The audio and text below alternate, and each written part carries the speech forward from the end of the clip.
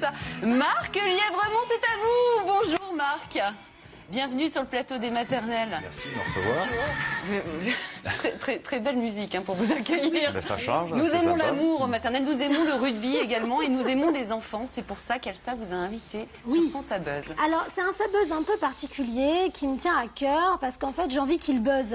Vous savez que c'est d'habitude je relais des informations qui ont déjà buzzé, mais là je pense que je peux compter sur toutes les maternautes et tous les gens qui nous regardent pour faire en sorte que ça buzz dans l'avenir. Alors donc je suis effectivement super contente et très flattée comme vous tous évidemment de recevoir Marc Lièvremont, double fois. Pourquoi? Parce que déjà, comme vous l'avez rappelé Julia, c'est l'ancien sélectionneur de l'équipe de France du rugby, donc un peu une star intergalactique. Mais surtout vous avez emmené en finale, c'est quand même énorme. Merci. Et ça c'est énorme. Et puis surtout parce qu'en fait voilà, Marc a souhaité s'engager auprès de la Fondation pour les mouvements des villages d'enfants. Et justement il va nous parler de cet engagement-là.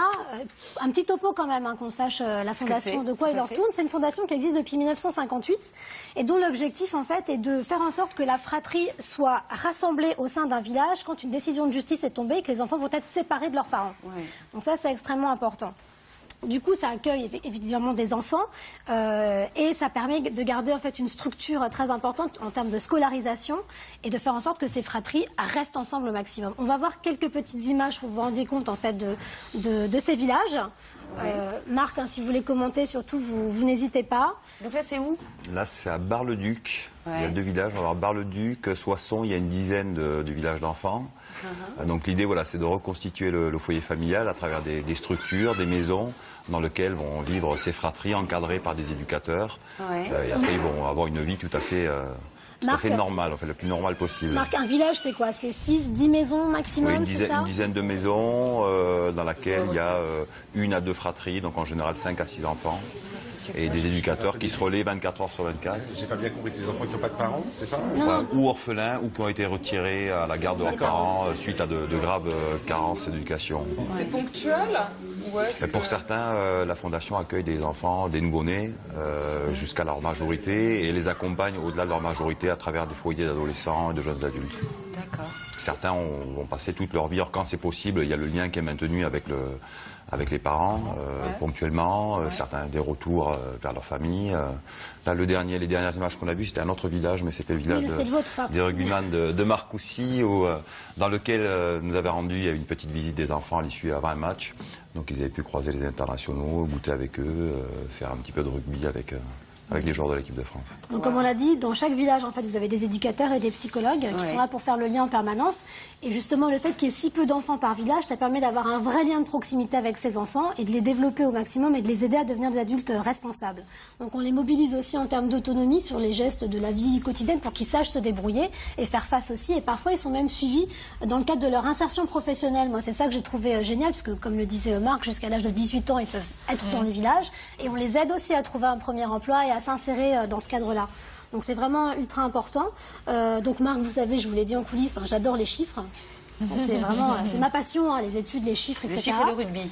Exactement. Donc aujourd'hui, il y a combien de villages en France? Il y a 10 villages et 4 structures d'adolescents et de jeunes adultes, ce qui représente 700 enfants au quotidien qui sont donc suivis, accompagnés. Et depuis la création de la Fondation, il y a eu 3000 enfants.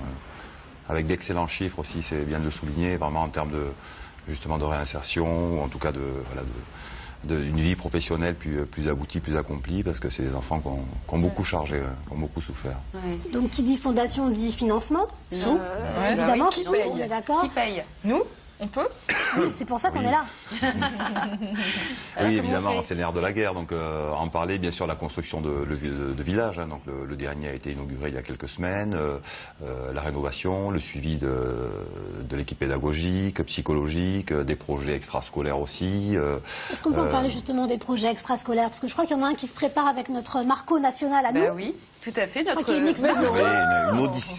Une odyssée polaire en Laponie, donc avec un certain nombre d'enfants, 6 enfants très certainement, donc encadrés par Marco, par un responsable aussi des raids, donc à leur permettre de vivre une aventure assez exceptionnelle, magnifique.